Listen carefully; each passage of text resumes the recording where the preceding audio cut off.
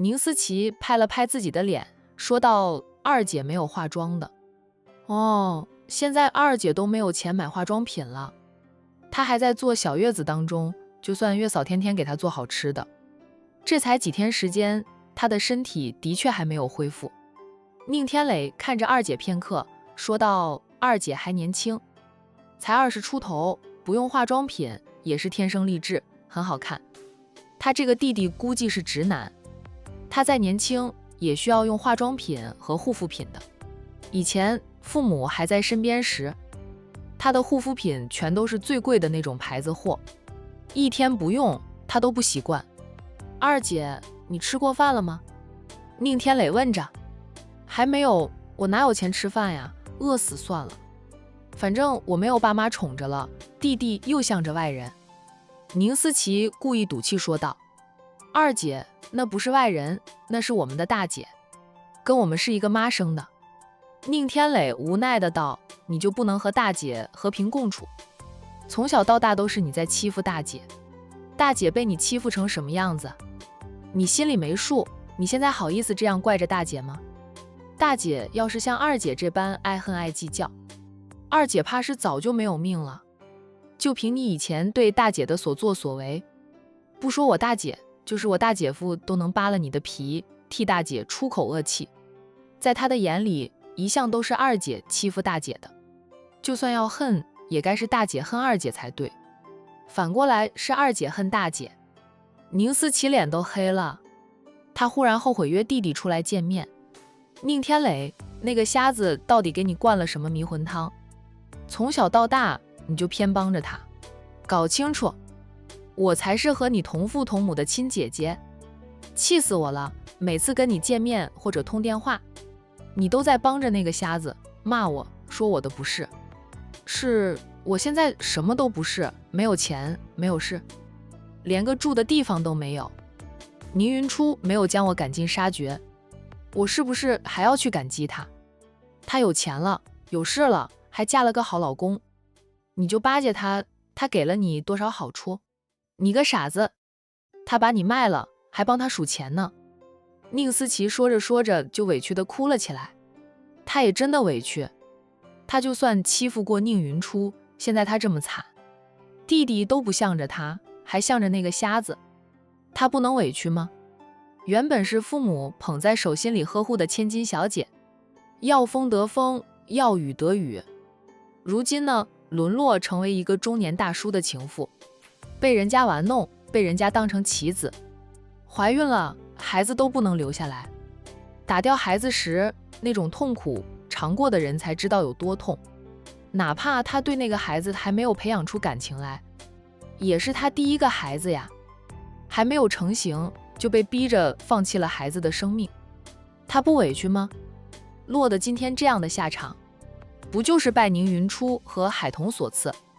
凭什么他过得这样惨，他们却那么幸福？说他不是好人，难道他们就是好人了？宁云初要是好人，就该大度的不与他计较过去，把父母的财产都给了他，那才是好人。二姐，我不是那个意思，我没有，在我心里，你和大姐都是我的姐姐，我只是觉得二姐现在要独立自强，靠着自己站起来，要懂得审时度势。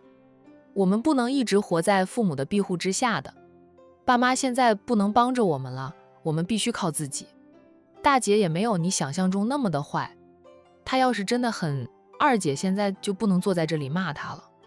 大姐也没有霸占我们的财产，她只是拿回了二叔留给她的那些财产。按照律法来分配的话，妈名下的财产也要分一份给她的，她毕竟也是妈的亲生女儿。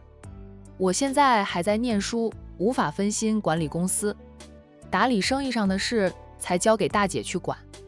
我相信大姐不会贪图我们的财产。宁天磊解释着，也替大姐辩解。二姐老是这样，就算我真把爸妈的财交给了你，你能守得住吗？3两下就被你败光了。还有那2个大姑姑一家子，只要你手里有钱，他们绝对会扒着你吸血。你看看现在你没有好处给他们了，他们跑得无影无踪的，都不跟你联系了。二姐，我比你小几岁，都能看明白的事，你怎么就看不明白呢？他是真的拿这个姐姐没有办法，也不想每次见面姐弟俩都是吵架，都怪爸妈宠坏了二姐。孩子呀，想教好很难，宠坏那是很容易的，学好需要3年，学坏只需3分钟。停，你不要再跟我说这些。宁思琪抽着纸巾擦拭着眼泪，哽咽的道：你是喝了他的迷汤。我说什么你都听不进去，反过来说我的不是。我也不想次次都和你争吵。你二姐我现在过得这么惨，你去给我租套好一点的公寓给我住，帮我交上1年的房租，水电费每个月转钱给我，我自己交。宁云初和海彤都派人调查他，怀疑他就是龙太太。龙先生说他不能没有固定的住处，只要让那个仇人经常能看到他，就能打消他们的怀疑，他才能真正的融入海彤的朋友圈里，才能一点点的完成龙先生交给他的任务。龙先生昨晚打电话给他了，说马上就放寒假，估计放了寒假，2个小朋友会一起玩，让他抓紧时间取得海彤的信任，融入管城贵妇人的圈子里。现在的宁思琪不缺钱，不过他不想自己花钱去租房，就让弟弟给他租房。反正弟弟手里有钱，弟弟的钱也有他的一份，他不花白不花。等我养好了身体，过了年我就去找工作。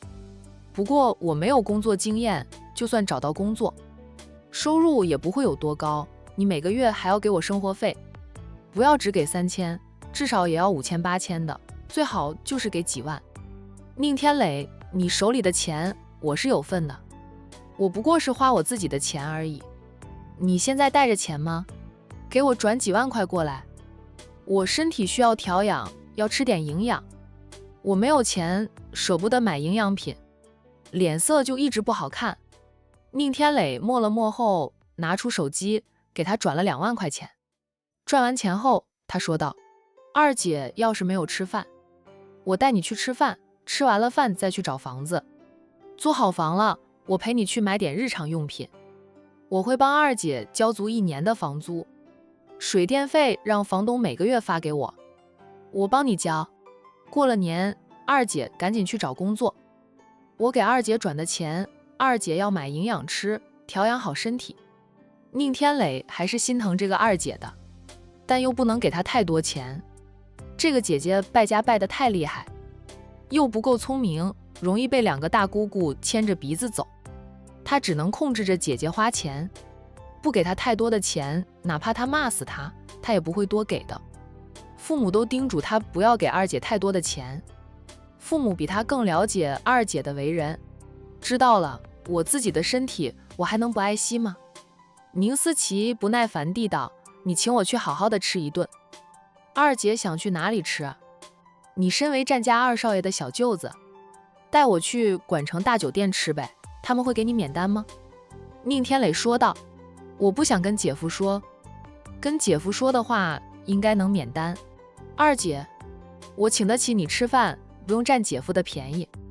现在去管城大酒店不知道还有没有位，还是在附近找家餐馆吧。宁天磊挺怕二姐去了战家的地盘会闹事的，他知道二姐心里恨极了大姐还有战家的大少奶奶，他就不想带二姐去管城大酒店吃饭。宁思琪撇撇嘴说道：那好吧。对了，那个瞎子怎么还没有怀孕的？她是不是不能生呀？宁天磊脸色黑了下来：二姐，大姐不是瞎子了，你不要老是叫她瞎子，大姐身体好得很，她和姐夫还想过几年的2人世界，不着急要孩子。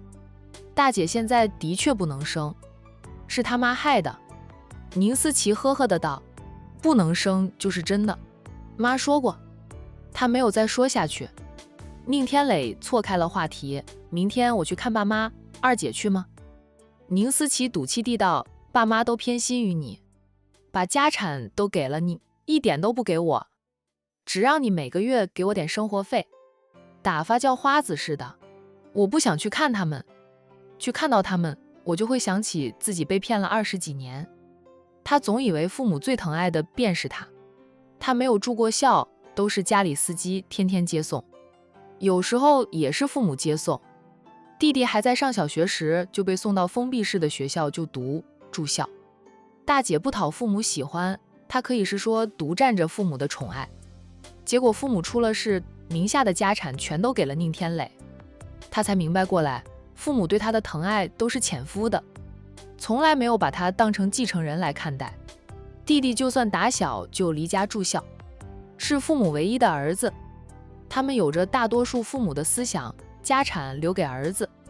宁思琪气得发疯，他出来后就不想去看望父母，去了他也是责怪父母，然后父母就会解释，会唠唠叨叨的，他不耐烦听，干脆就不去了。再者他坐过牢，这辈子最不想去的地方就是监狱了，哪怕他是去探监的，他都不想去。宁天磊，二姐，父母都是为了你好，并不是偏心于我，你只要改好了，该给你的都会给你的。他没想到二姐连父母都怨恨，爸妈知道二姐怨恨他们，怕是会气死。在宁天磊看来，父母最疼的是二姐，将家产交给他，那是他跟父母说了二姐败家的事迹。又有2位大姑姑盯着二姐，担心二姐会被算计得干干净净的。父母为了保住家产才听他的，将家产转到他名下。二姐现在就跟你这个弟弟还会来往一下，你要是老在我面前提他们，老是对二姐说教，老跟二姐吵架，二姐连你都不来往了，反正我最惨也就现在的了。他攀上了龙先生，有的是钱花，只要他好好的给龙先生办事，就算龙先生以后不包养他了，他也存了不少钱。这些亲人不来往也罢。宁天磊觉得二姐已经无可救药了，他也不想再劝二姐，劝一次就吵一次。他默默地帮二姐结了账，然后带二姐出去吃饭，吃过了饭又带二姐去找房子，帮二姐租好了一套房子后，又陪着二姐买了不少的生活用品。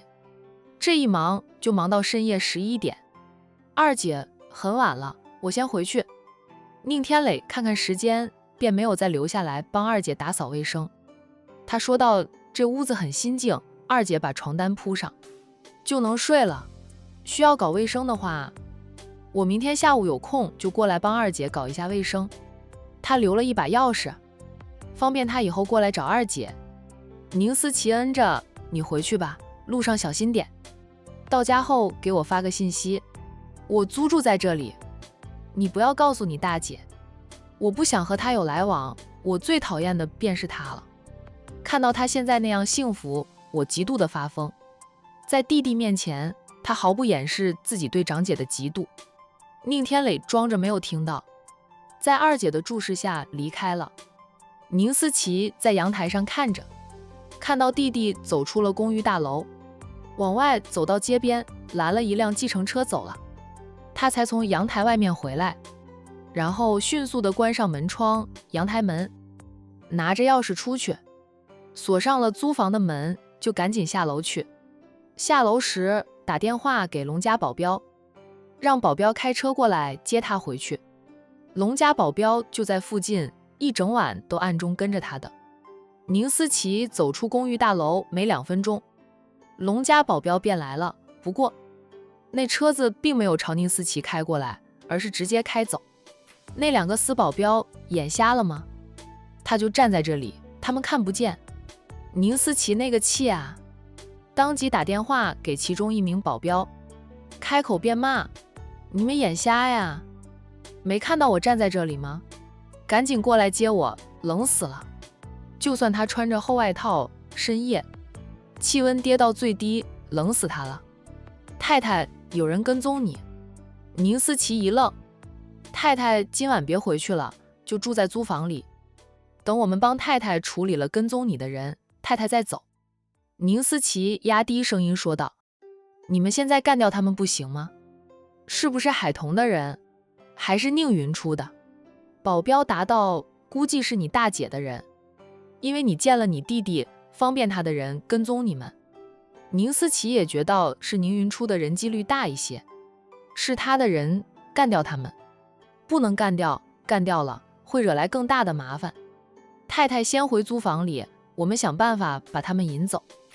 宁云初的人不一定是战家的人，但若是他们真动了宁云初的人，宁云初的猜测就会得到证实。因为现在的宁思琪没有本事对付宁云初安排过来的人。宁思琪说道：好吧，那你们将他们引走后再来接我。万般无奈下，宁思琪装着忘记带钱包的样子，扭身往里走，等待着保镖通知他可以离开，再离开了。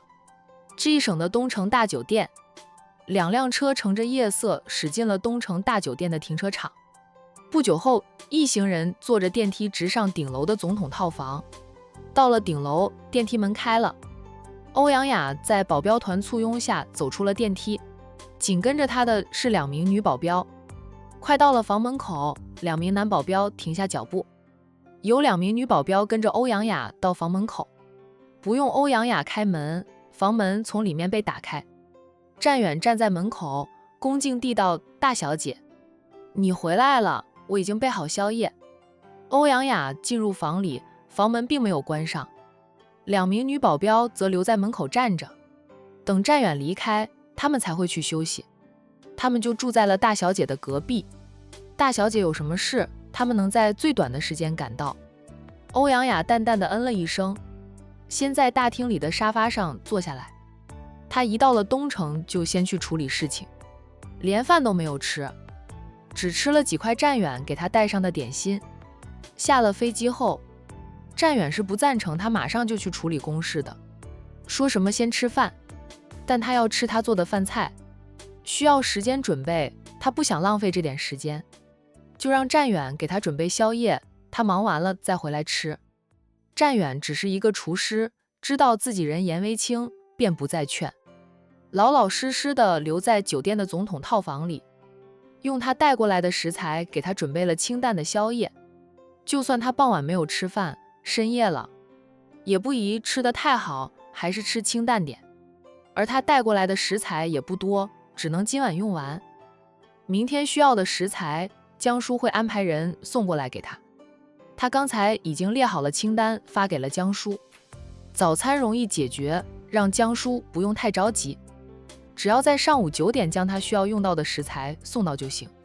欧阳雅出差这几天都是住在东城大酒店，他这个厨师跟他的2名男保镖住在一起，2名女保镖则是住在欧阳雅的隔壁。他出门在外比较倚重2名女保镖。战远没有试探过他保镖的本事，不过看保镖们的一言一行，猜测身手不会差到哪里去。欧阳家不差钱，欧阳雅又是女孩子，为了她的安全着想，肯定是花了重金请来身手了得的保镖。一杯温开水放到了欧阳雅的面前，她抬头看，对上战远的俊脸。大小姐先喝杯温开水暖一暖。欧阳雅接过了那杯温开水，客气的道谢。她也是渴了，喝了半杯温开水后，她才问战远：夜深了，我不想吃太油腻的，我给大小姐准备的宵夜都是很清淡的，量也不多，大小姐吃完也就6、7分饱，不会影响大小姐休息。欧阳雅用过宵夜后还要洗澡，可能还要和公司高层再谈谈工作上的事。等到她要睡下时，估计凌晨1点吧，只吃6、7分饱就不会影响到她的睡眠。欧阳雅嗯了一声，她起身去洗了手，才转进餐厅。餐桌上摆放着战远为她准备的宵夜，是很清淡，有几样，量都不多，只够她一个人吃。战远的手艺好，简单的一道青菜他都能炒出花来，就是简单的宵夜，看着也让人食欲大动。欧阳雅没有吃晚饭，只吃了几块点心垫肚，此刻早就饿了。你吃过了吗？欧阳雅边动筷边问着战远。虽说战远是他的厨师，由于知道战远也有自己的事业，他对战远便多了一点尊敬。他觉得战远已经算得上是事业有成的人了，还在不停地学习，为了做菜，他甚至放下老板的身份，千里迢迢过来给他当厨师，而且能够迅速地融入厨师这个角色，对他这个大小姐恭恭敬敬的。欧阳亚敢说以后战远还会有更大的出息，这个男人的潜力是预想不到的，所以他才会时不时打趣妹妹。若是妹妹真的喜欢战远，他很乐意撮合两人的。战远是真的很优秀，颜值也高，跟他妹妹在一起郎才女貌，般配得很。我已经吃过，战远不会委屈自己的五脏庙的。在欧阳亚先去处理公事时，他就先给自己做了一顿可口的晚餐，吃饱喝足了，还在酒店附近转悠了一圈，熟悉一下环境。到了晚上9点多，他才开始为欧阳亚准备宵夜。欧阳亚告诉他，他深夜11点多能回酒店。既然他吃过了，欧阳亚便不再邀请他共进宵夜。战远也不在这里守着，他默默地走出去，在客厅里坐着，等欧阳亚吃完了，他再收拾桌子。欧阳亚吃东西很快，而且吃相很好看，这就是大家闺秀的修养。战远可以进来收拾了。欧阳亚从餐厅里出来，战远恭敬地应了一声，起身进去收拾好桌子，又在厨房里清洗干净了碗筷，再把厨房的卫生搞一搞，保证厨房干干净净的，他才从厨房里出来。欧阳亚在跟谁发信息？战远走过去，在他身边停下，温声说道：“大小姐没有其他吩咐，我就出去了。没事了，你回去休息吧。明天还是正常时间用早餐吗？”欧阳亚嗯了一声，时间不变。战远，今天辛苦你了。战远还是温声答道：“不辛苦，这是我该做的。跟着他出差，他只需要负责他的每天3餐即可。在欧阳家，他还要准备大房一家人的3餐，有时候其他房的人过来蹭饭吃，他还要做的更多。好在有人帮忙把食材准备好，否则他能累到腰都直不起来。大小姐也早点休息，愿大小姐有个好梦，晚安。”向欧阳亚道了晚安后，战远便走了出去。守在套房门口的2名女保镖，等战远出来后，他们便关上了套房的房门。欧阳亚自己从里面再将房门反锁。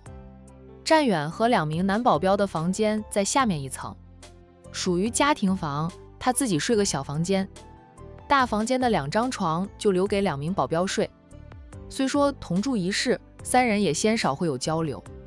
欧阳亚不喜欢嘴巴太多的人跟在身边，他的保镖团个个都是只干活不爱说话的性子。战远回到自己住的房里，2名男保镖，一个在洗澡，一个在看电视。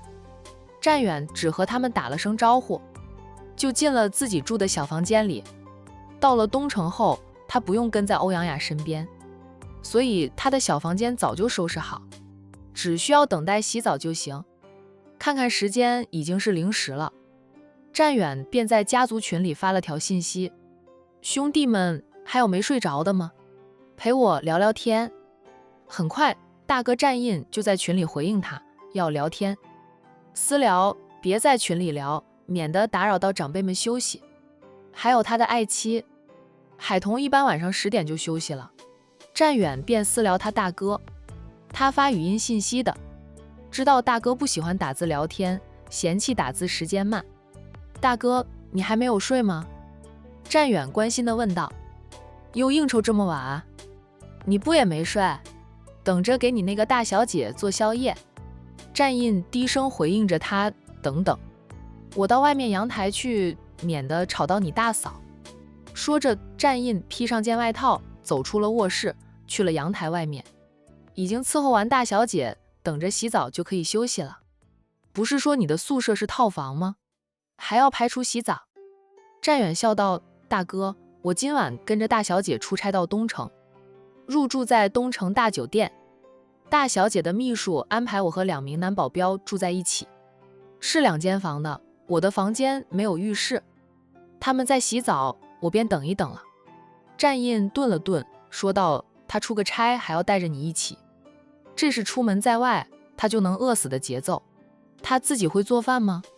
自己不会做饭的话，若是哪一天出了什么事，欧阳雅岂不是要活活饿死？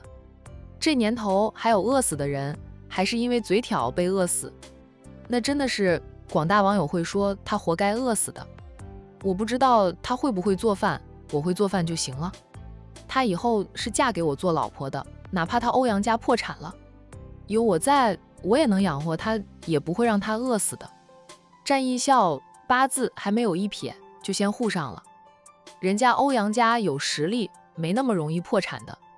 欧阳雅在做生意方面还是挺有本事的，一个20来岁的女孩子，能撑住庞大的家族公司很不容易了。欧阳雅跟乔涵不一样，乔涵是一直都当成男孩子来养，他也把自己当成男孩子，又有父亲带入商界，手把手的教着。欧阳雅的父母身体不太好，才会早早退下来，让欧阳雅接班的。主要是欧阳雅是个女孩子，哪怕喊了几十年的男女平等，现实社会里女人还是艰难点的。就算欧阳雅是豪门千金，她年纪轻轻时就无奈的接班，公司里那么多老臣，旁系的亲戚又想瓜分公司，她的管理之路走起来就比乔涵难很多。故而战印才会说欧阳雅很不容易。欧阳雅的父母还是在欧阳雅稳定了局面后，他们不用操心公司的事，好好的调养了几年，才有如今的身体健康。前几年的欧阳太太别说去打牌逛街了，就是出个门回来都要躺上2、3天呢。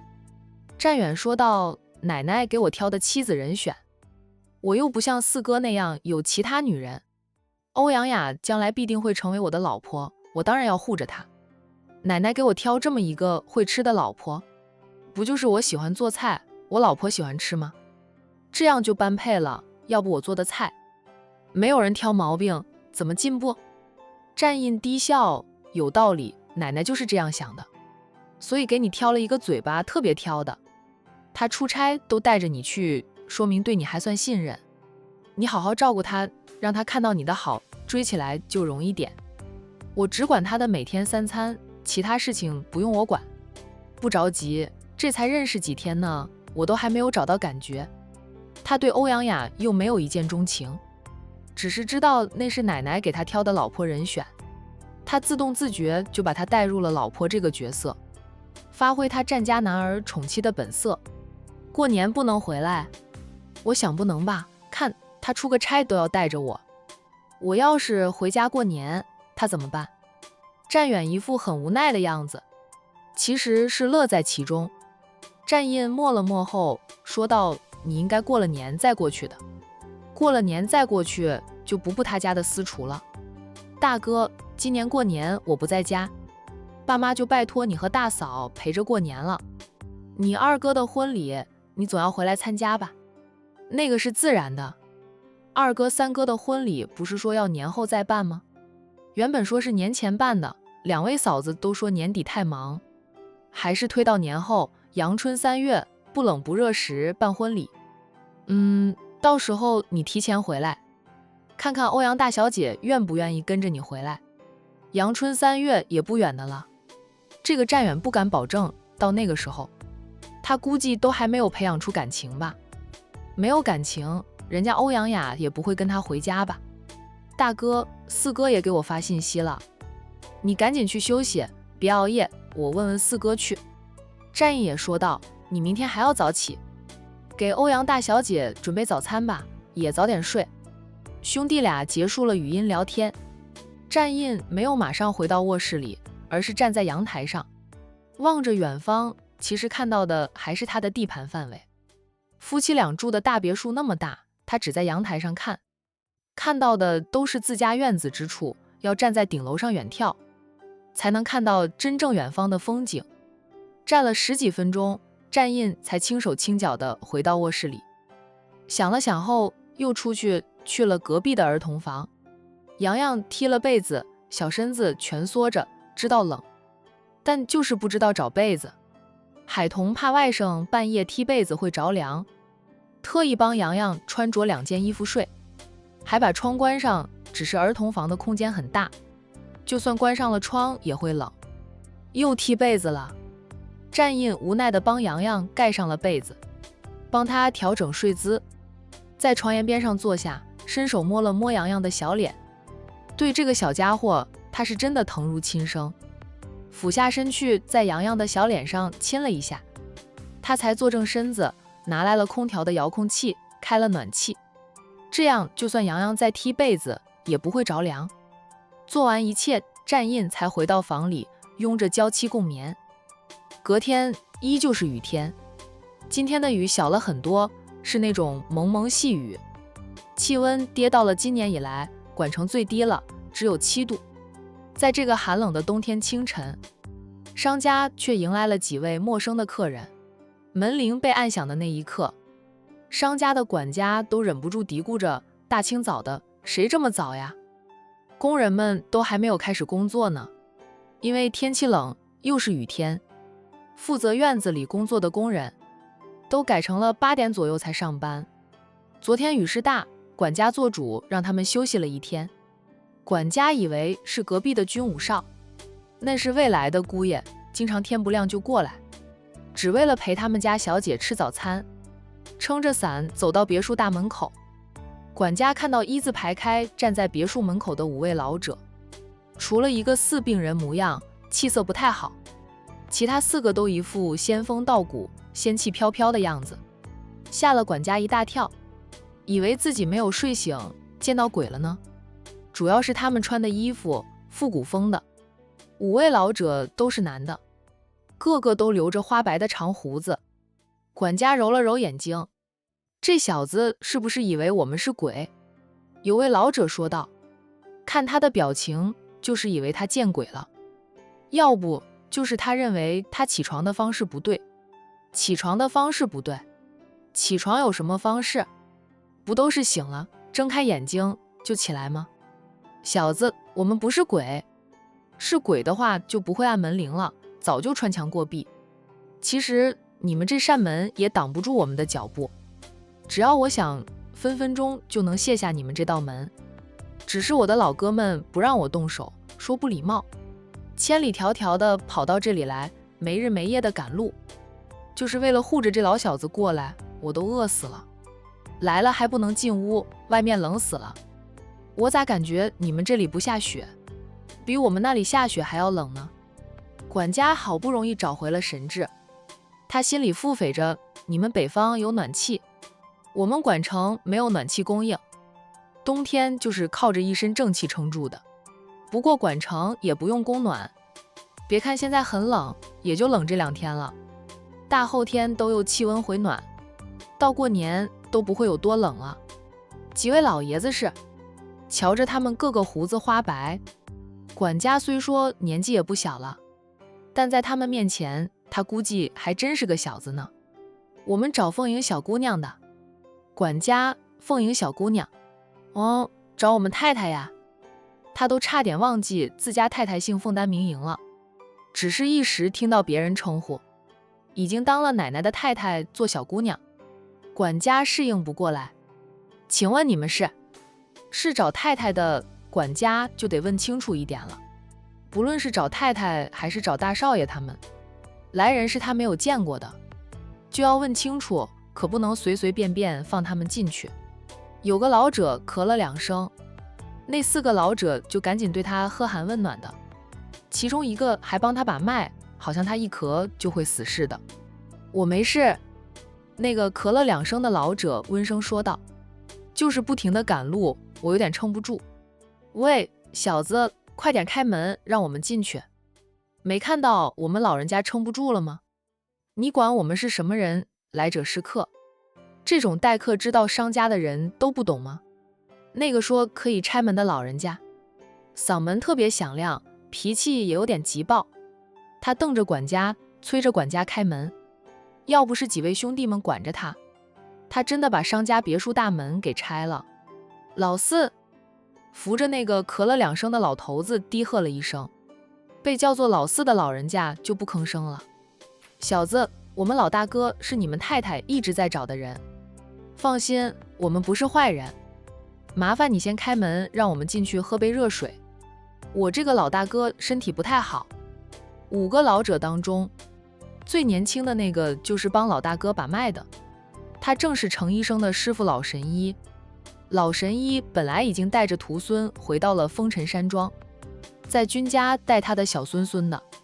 知道老大哥执意要飞往管城，见一见商家太太，担心老大哥身体的他，只得先撇下他的宝贝小孙孙，匆匆地赶回去和一帮老兄弟们会合，陪着老大哥飞往管城。